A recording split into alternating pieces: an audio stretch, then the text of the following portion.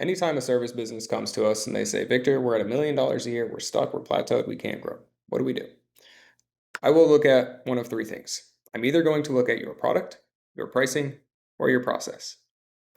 Most people can make strides of traction with their product and their process. Your pricing has a lot of leverage behind it. We'll get into that down the line.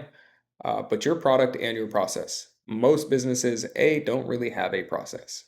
They can just figure it out and make it happen up until the first million. And then you start delegating, things fall apart. And it's usually because you don't have a process to replicate or duplicate yourself, your top performer, or what you are doing to make it happen. The other thing is your product. What is the product? What are you pushing to the marketplace to acquire those customers? Most people push what they want to push, not what people want to buy. And that is usually fault number one. For the big high ticket things that you want people just to immediately click on an ad and buy, there's like 5-10% of the marketplace. They're already searching for it. They already know they want it. They just need to see that opportunity. They'll jump on it.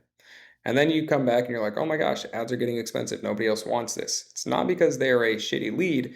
It is because they are not yet at the point where they're ready to buy that high ticket thing, which means we need a different product that introduces them to our world so we can educate and then sell them the big ticket thing.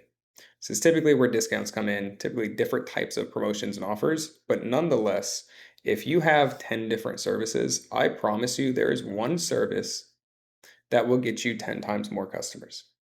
And majority of the time, businesses try to push the one service that they want to push because they see it as, well, this has the highest margin on it.